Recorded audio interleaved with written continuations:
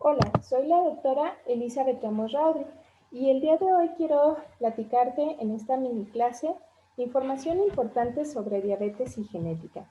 Bueno, estos son mis datos de contacto y en otro video grabé por qué es relevante acudir a un genetista o neurogenetista en una consulta. Principalmente si no sabes tu causa, si sea una condición reumatológica, así sea dolor crónico, fatiga, etcétera, es importante acudir a un médico genetista. Bueno, vamos a ver que la diabetes puede ser causada por síndromes genéticos no monogénicos, es decir, por ejemplo, síndrome de Down, síndrome de Turner, también por síndromes genéticos monogénicos y también hay diabetes monogénica, es decir, se afecta a un solo gen que es lo que ocasiona la diabetes, pero no es sindrómica, es decir, no hay otras manifestaciones más que la diabetes. Y la otra causa de diabetes que es muy frecuente, que sería la multifactorial, donde diversos genes se afectan y todos contribuyen, pero muy poquito. Y el factor genético como tal contribuye un 5 o un 10% y el factor ambiental constituye el resto del porcentaje. Entonces es muy importante saber cuándo debemos de consultar a un médico genetista por diabetes. Y aquí ver que también el enfoque es integral y multidisciplinario y es una medicina personalizada. La medicina personalizada se basa en los factores genéticos, epigenéticos y ambientales del individuo y es predictiva, preventiva, de tal forma que es la medicina que se consideraba del futuro, pero es la medicina que debe ser la medicina actual. La mayoría, ahorita estamos en una transición entre la medicina poblacional, que no era personalizada, era dirigida al individuo, pero por las características de la población donde él nació, pero no por las características del paciente. Y ahorita se está haciendo esta transición a la medicina personalizada. Hay muchos tratamientos muy específicos y realmente la evolución es muy diferente cuando se hace predictiva, preventiva. Y bueno, esta es una página que tenemos, una herramienta que es una galería científica. Si alguno es profesional de salud, le puede interesar. Si tiene más, si quiere más información, me puede contactar. Es totalmente gratuita y vienen videos explicativos, tanto de signos como de fisiopatología y también fotos que nos permitan identificar las características genéticas que la mayoría de las veces pasan desapercibidas. Y bueno, un poco de quién soy yo. Bueno, aquí viene mi canal de YouTube, que los invito a suscribirse. Creo que les será de mucha utilidad porque la información que proporciono se puede aplicar tanto al ámbito profesional y puedo proporcionar la bibliografía el material bibliográfico a consultar por si algún colega tiene dudas al respecto o quiere aplicar estos conocimientos, y también para las personas que sean familiares de pacientes o que simplemente quieran mejorar su calidad de vida. Tenemos mucha información que puede serles de utilidad, esa información es gratuita. También tenemos algunos cursos, de los cursos algunos tienen costo y otros también los proporcionamos de forma gratuita. Y también pues hemos tenido la oportunidad de platicar para alumnos del diplomado y parte de esta clase también se enfoca a ellos. Entonces, bueno, ahí están. Y está mi programa de radio internacional que se llama Neurogenética Médica y Cotidiana, que se graba semanalmente y están cordialmente invitados a aprovechar toda la información que nos esforzamos continuamente en generar para ustedes. Muchas gracias. Y bueno, la mayor parte de esta presentación la basé en este artículo, que si se fijan es de diabetes tipo MODY, y cómo hacer el diagnóstico, qué es lo que se afecta, los tratamientos, y es del año 2020, entonces es bastante reciente. Bueno, pero no todo está enfocado en ese artículo, sino también en hacer las comparaciones que nos sean de utilidad. Miren, diabetes no monogénica, que pocas veces consideramos, siempre cuando hablamos de genética y diabetes nos vamos a las diabetes de origen monogénico, es decir, se afecta un gen y nos da diabetes, pero pasamos por alto estas. Son súper frecuentes estas alteraciones. Las alteraciones cromosómicas, tanto en cromosomas sexuales como en autosomas, que nos predisponen a la diabetes. Miren, estos son los cromosomas, que son como pequeños casilleros que guardan nuestros genes. O también alteraciones poligénicas o multifactoriales. Poligénicas quiere decir que no se requiere solo un gen afectado, sino varios, pero que no tiene influencia en el ambiente. Es decir, que la condición, la diabetes, está dada por la alteración genética. Y en la multifactorial, muchos genes están afectados, aportan poco, como mencionamos, pero sí tiene mucha influencia el factor ambiental. Y eso también es bueno porque se puede modificar. Y dentro de ese factor ambiental también podemos adentrar un poco a lo de la epigenética, que nos permite regular la expresión de nuestros genes. Y bueno, miren, en las monogénicas es importante considerar que tenemos de 23.000 a 26.000 genes y que bueno, que cada vez esta información se va ampliando más, que probablemente con las nuevas definiciones que se incluyen parte de los pseudogenes, pues serían hasta 60.000 genes. Y bueno, y considerar que tenemos 37 genes mitocondriales y que las formas de diabetes monogénica se heredan autosómico dominante. Quiere decir que de las dos copias que tenemos de un gen, con que mute una copia, domina la sana y nos da la enfermedad. Y autosómico porque está en los cromosomas que son autosomas, es decir, que no son determinantes del sexo y que por lo tanto se puede heredar de hombres a hombres y de hombres a mujeres. Y esto es importante a la hora de hacer la evaluación del paciente. Recuerden que cada paciente se debe de evaluar de forma individual, por eso es una medicina personalizada. Y que esta es información general que puede ser de utilidad, pero que siempre se requiere la consulta del médico genetista. Y bueno, recordemos que también puede ser de nuevo, es decir, toda la familia ha estado sana y a partir de este individuo es que surge esta mutación y presenta esta alteración. Y bueno, las diabetes tipo MODY son las que llamamos a un grupo heterogéneo, tanto a nivel clínico, porque las manifestaciones son diversas, las manifestaciones clínicas, y también la alteración genética es diferente, es decir, no se afecta un solo gen. Bueno, sí se afecta un solo gen para dar la condición, pero hay muchos genes que se pueden afectar y cuando se afecta alguno de estos nos da la condición. Y bueno, representa del 1 al 5% de los pacientes con diabetes. Recordemos que no todos los pacientes que tienen diabetes se evalúan en genética, entonces esto debe ser mucho más alto el porcentaje de esta diabetes tipo MODY. Y tiene una forma de herencia autosómico dominante. ¿Por qué? Porque estos genes, que al afectarse cualquiera de ellos da esta condición, se encuentran en cromosomas que no son determinantes del sexo, por eso son autosomas, y dominantes porque de las dos copias que tenemos de cada gen, con que mute una, nos domina la copia sana y nos da la enfermedad, que en este caso sería este tipo de diabetes. Vamos a ver que va a haber una elevación de la glucosa, del azúcar, de comienzo temprano, que la función pancreática, que va a haber una función del páncreas residual, que no va a haber resistencia a la insulina y tampoco va a haber autoinmunidad en este tipo de diabetes tipo MODY. En la patogénesis, bueno, se puede alterar desde la regulación de la transcripción.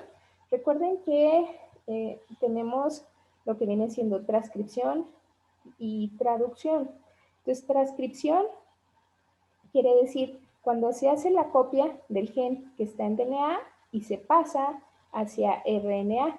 Entonces, aquí puede haber alguna alteración o puede haber una alteración a la hora de formar ya las enzimas son anormales, o la proteína queda mal plegada, o alteraciones en la traducción, es decir, después de que se pasó a RNA, se requiere pasar a proteína como tal, y ahí puede haber alguna alteración por la mutación en estos genes, y bueno, y también puede haber alteración en canales iónicos a nivel celular. Entonces, que la proteína que codificaba ese gen formaba parte de este canal y no funciona, y por lo tanto nos lleva a la diabetes. Y bueno, en la diabetes tipo MODY hay 14 subtipos, pero siempre hay unos que son más frecuentes, que es más fácil que muten esos genes, como sería el caso de el gen de la glucosinasa, y factores nucleares del hepatocito, que son las formas de MODY más frecuente. Y bueno, hay diversas opciones de tratamiento dependiendo de la manifestación. Los criterios para hacer el diagnóstico de una diabetes tipo MODY es la hiperglucemia persistente antes de los 30 años. Pero ¿cómo saber que tenía hiperglucemia persistente si generalmente muchos de los pacientes no se hacen revisiones previas? Es decir, generalmente se detectan ya hasta que están pues bastante afectados. Entonces, esto es importante considerar que puede no tenerse este registro. Si se tiene, mejor. Características clínicas que van a estar entre diabetes tipo 1 y diabetes mellitus tipo 2. Y diabetes mellitus en un familiar de primer grado. Recuerden que los familiares de primer grado son los hijos, los hermanos y los padres. Entonces es muy importante pues esta información. Y también es importante ver que puede haber una función pancreática residual, como lo mencionamos previamente, y también que puede haber ausencia de autoinmunidad a células beta, que es lo que esperamos, que no haya autoinmunidad. Y bueno, ¿cómo vamos a diagnosticar? Primero, tener una alta sospecha. Por eso la mayoría de los pacientes que tienen diabetes de forma monogénica o de forma cromosómica no son diagnosticados más que con la diabetes, ¿sí? Entonces se pierde la oportunidad de predecir si va a tener otros problemas y de prevenirlos. O sea, no necesariamente tienen que ver con la diabetes, puede tener otros problemas que tiene que prevenir. Por ejemplo, una paciente con Turner, pues va a tener problemas en la fertilidad, va a tener, puede tener, aparte de la diabetes, un hipotiroidismo, etcétera. O sea, sí se tienen que revisar, se tiene que sospechar esta parte. Otra de las cosas que hay que considerar es la valoración clínica detallada multidisciplinaria. O sea, que no solo el endocrinólogo va a hacer el diagnóstico, sino que se va a apoyar en el médico genetista para poder hacer el diagnóstico, y a partir de aquí se determina si nada más requiere del endocrinólogo o hay un médico que la deba de revisar. Porque, por ejemplo, si es una paciente con Turner, pues hay que ver en cardiología, porque por muy bien que lleve su diabetes tratada y su hipotiroidismo, pudiera fallecer por una complicación del corazón que quizá ni siquiera le ha sido detectada. Entonces es muy importante. Claro que con el tratamiento adecuado pues se espera que la evolución sea mejor. Las pruebas para clínicas específicas. Bueno, si ya estoy sospechando que tiene esto, hay que ver qué otras pruebas me pueden ayudar. Si sospecho que tiene un hipotiroidismo y que además tiene una deficiencia de vitamina D, pues hay que pedir estos estudios. Y pruebas moleculares específicas. Pueden ser microarreglos, exoma, cariotipo, FISH para las formas cromosómicas y o para las formas monogénicas, dependiendo. Pero lo más importante aquí es que los debe de solicitar y evaluar un médico genetista certificado. Estos estudios no deben de ser solicitados por otro personal de salud, aunque sean especialistas. Esto es importante porque hay que dar un asesoramiento antes de pedir el estudio, plantearle todas las posibilidades al paciente, o sea, qué resultados nos puede arrojar ese estudio, qué se va a hacer con cada uno de esos resultados, y una vez que lleguen, volver a retomar esto y explicarle de forma adecuada los estudios. Es muy frecuente que se equivoquen a la hora de darle los resultados porque son especialistas y piensan que ellos pueden pedir estos estudios, y pues no es así. Por eso la formación del médico genetista le permite, primero, tener una formación bioética para saber qué estudio es adecuado para cada persona, para cada paciente, considerando también la situación bioética, que la mayoría de las veces se saltan otros especialistas, y se la saltan no porque ellos quieran dar mala información o información incompleta, sino porque su formación no tiene todos esos dos aspectos para abordar esto. Y lo mejor de todo es que yendo con el genetista es más fácil que te solicite la prueba indicada al costo adecuado.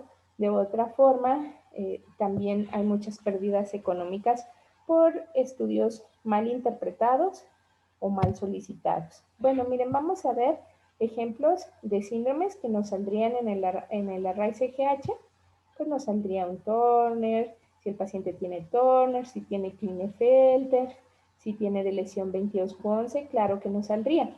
Pero el punto es que Turner y Klinefelter lo podemos diagnosticar con cariotipo FISH y es mucho más económico para el paciente que si lo pedimos con array CGH.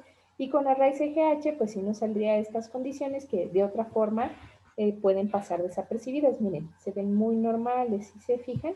O sea, pueden pasar desapercibidos los pacientes, sí, muy fácilmente. Entonces, por eso es importante. Y luego vamos a ver la incidencia de diabetes tipo MODY.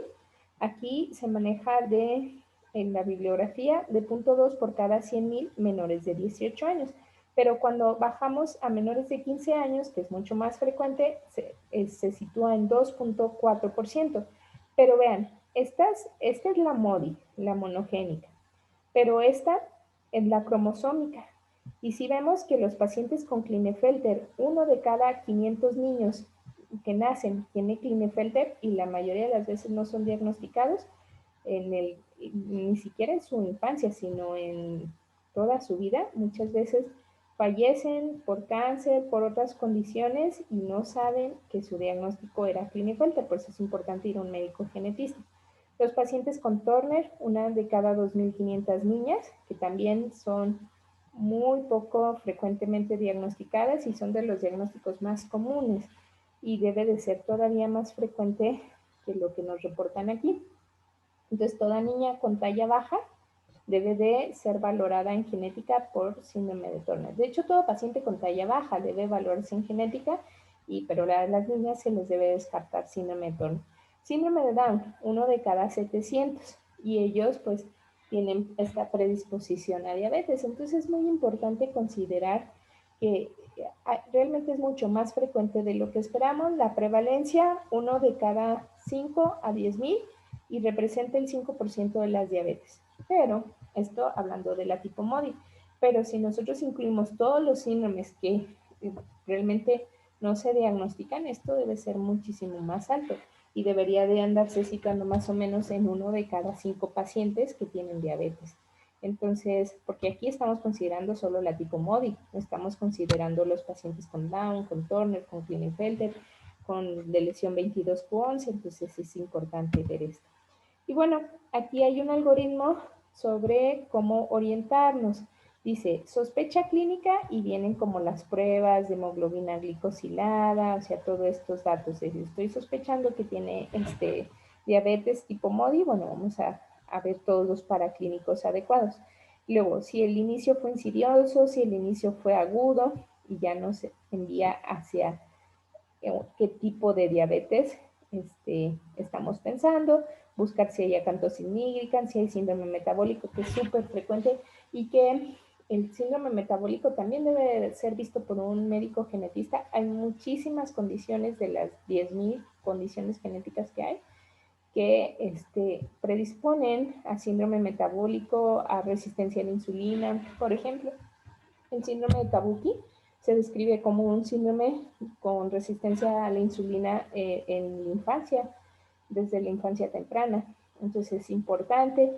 Aquí viene pues indagar la historia familiar de diabetes, ver la progresión de la hiperglucemia, si es progresiva, si no es progresiva, ver si hay otros datos que no necesariamente son pancreáticos. Miren, por ejemplo, quistes renales. Ahorita vamos a ver por qué, pero quistes renales. Entonces, ¿qué debo yo de pensar? Pues en poliquistosis renal. O sea, eso es importante porque puede ser una poliquistosis renal y además su diabetes tipo MODY, o puede ser por una diabetes tipo MODY que tiene además quistes renales. Y es importante saber esto, claro que sí, porque en la poliquistosis renal, pues Para empezar, hay diferentes formas de herencia, hay diferentes manifestaciones, puede haber hasta manifestaciones cardíacas, aneurismas cerebrales, etcétera. Pueden haber cosas que nosotros podemos adelantarnos y evitar las complicaciones importantes que presentan. Y luego acá viene realizar el test genético. Y eso es muy relevante de realizar el test genético, porque este test es el molecular o el citogenético que vamos a solicitar y que debe ser solo el médico genetista quien lo ordene para evitar confusión en los resultados, confusión en el estudio y pérdidas económicas innecesarias. Y luego evaluar no nada más esto, evaluar triglicéridos, en fin, evaluar de forma integral al paciente. Siempre que se va a una consulta médica, aunque sea de especialista, la evaluación debe ser integral. En genética es muy importante evaluar de forma integral porque pues, los genes fueron los que permitieron la formación del individuo y no permitieron solo la formación de la piel, si es un trastorno de la piel el que estás evaluando, sino que a la par muchos de estos genes además intervinieron en la formación del cerebro, del hígado, o sea, de toda la anatomía del individuo y la fisiología. Entonces es muy importante la evaluación integral, que muchas veces se pierde actualmente por esto de la especialización, es decir, vas, te evalúan algo y te dicen, es que eso no me compete a mí, vaya con tal doctor, no, pero eso no quiere decir que el especialista no me va a hacer una evaluación integral y ya referir con algunos datos específicos. Si tiene la duda y no identifica los datos, está perfectamente válido referirlo, pero por lo menos buscar. Si no buscamos la causa, muy seguramente no la vamos a encontrar y entonces el tratamiento solo se dirigirá a los síntomas. Y el tratamiento no debe dirigirse solo a los síntomas, debe ser dirigido al síntoma y a la causa. Un tratamiento dirigido solo al síntoma nos va a dejar pacientes que sean adictos a tratamiento sintomático. Adictos, bueno, a veces ni tan metafóricamente, a veces literalmente, porque muchos de los medicamentos que a veces dan son medicamentos controlados, son para el síntoma, y mientras no sepa la causa, pues es muy poco probable que el paciente ya no requiera esos tratamientos. Y bueno, aquí vemos la incidencia estimada según diversos países, pero pues bueno, falta nuestro México aquí en estos reportes. Pero bueno, es importante también la prevalencia, la incidencia y la prevalencia. Y vemos cómo realmente no es tan, o sea, parece infrecuente, poco prevalente, pero si consideramos que esto ha de representar un 10% de la realidad, entonces ya no es tan infrecuente. Y bueno, vamos a ver aquí cuáles son los genes. Generalmente los genes se tienen que escribir en mayúsculas y en cursivas. En mayúsculas sí son de humanos. Aquí no viene en cursivas, pero debe ir en cursiva. Y bueno, aquí viene dónde vive el gen, o sea, en qué cromosoma. En el cromosoma 20, en el brazo largo, el cromosoma 20, en la banda 1, en la región 1, banda 3, subbanda 1. Y así nos vamos. Entonces, pero si se fijan, ninguno es en el cromosoma X o en el cromosoma Y, porque esto se hereda de forma autosómica dominante. Y otra de las cosas importantes es ver que tienen funciones de regulación transcripcional, funciones a nivel de las enzimas, del plegamiento de la proteína, de las alteraciones en los canales iónicos, de la traducción de señales, que era lo que veíamos en la patogénesis. Y acá ver cómo hay diferentes síndromes que tienen diabetes. Y fíjense aquí, síndromes, o sea, aparte de la diabetes hay otras cosas, atrofia óptica, sordera, diabetes insípido, a pesar de la diabetes tipo móvil, vejiga neuropática, ataxia, neurodegeneración, o sea, obviamente no siempre el paciente tiene todas las características. A veces alguien de la familia tiene algunos datos y el paciente otros. A veces hay síndromes que son muy severos y si tienen todas estas características en un solo paciente. Y por ejemplo acá, sordera, epilepsia, eh, retraso del crecimiento intrauterino, hirsutismo. El hirsutismo es muy frecuente en nuestra población. Entonces, Tenemos que estar al pendiente, miren, obesidad, distrofia de retina. O sea, todos estos datos es importante evaluarlos, porque si hacemos el diagnóstico solo de diabetes y no les diagnosticamos el síndrome, pues el paciente va a ir dándose cuenta de las alteraciones hasta que surgen complicaciones, hasta que no puede ver por la atrofia óptica, hasta que no puede ver por una catarata, etcétera. Entonces no es así, hay que intentar hacer el diagnóstico lo más pronto posible para prevenir lo que sea prevenible. Entonces acá, quistes renales, entonces sí es muy importante, vemos otra vez, falla hepática aguda. Y muchas veces llega un paciente con diabetes y falla hepática aguda y nadie piensa en una condición genética. Piensan que es demasiado raro, que a muy poquitas personas les puede pasar, pero pues sí todos tenemos genes, entonces a todos nos pudo haber ocurrido. Ahora, no a todos nos ocurrió, pero hay que identificar de esas personas que han tenido estos problemas quiénes es por causa genética, porque les cambiamos realmente su vida con un diagnóstico y un tratamiento oportuno. Entonces, miren, vamos a ver unas formas de diabetes de forma muy rápida, pero que son útiles de diabetes tipo móvil. Miren, esta, la tipo 1, macrosomía fetal, hipoglicemia neonatal transitoria, hiperglucemia progresiva y la diabetes antes de los 25 años. Entonces, de que nació grande, bueno, pues se considera de 4 kilos en adelante. Pero muchas veces esto ni lo toman en cuenta, ni lo preguntan en la historia clínica, entonces se pasa desapercibido. Si tuvo problemas de hipoglicemia al nacimiento, pues si no fueron muy severos, pudieron haberse ni siquiera sido diagnosticados, también depende de la comunidad en donde esté y el tiempo que estuvo hospitalizado, etc. Bueno, la tipo 3, hipoglicemia, es lo mismo que la tipo 1, nada más que sin la macrosomía, es decir, estos bebés les pasa lo mismo que a los otros, pero ellos no nacieron más grandes en tamaño y en peso. Datos clínicos para esta otra forma. Fíjense, esta la puse en la tipo 4 porque dice diabetes mellitus inicia entre los 17 a 67 años. ¿Cuántos pacientes de los que inician de 17 a 67 años realmente son estudiados a detalle con el médico genetista y se les hace la búsqueda? Pues muy pocos, o sea, realmente muy pocos, y por eso tenemos esas prevalencias tan bajas. O sea, realmente cuando inician, por ejemplo, los 30, 40, 50, pues siempre piensan que es multifactorial y no abordan un poco más. Entonces eso es importante. La tipo 5, resistencia a la insulina y quistes renales. Puse esto porque en los criterios venía que no hubiera resistencia a la insulina. Bueno, la tipo 5 sí tiene resistencia a la insulina y además tiene quistes renales. ¿Y a cuántos de los pacientes al inicio de la diabetes realmente se les busca si hay alteración renal?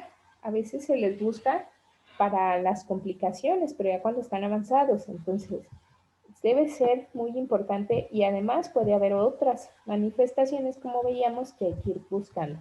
La tipo 6, obesidad o no obesidad, no necesariamente tiene que tener obesidad el paciente, una diabetes de comienzo variable y cetosis ocasional. Y bueno, esto era lo que quería compartir con ustedes. Es un breve panorama de diabetes, pero si tienen más dudas, con mucho gusto, pues las resolvemos.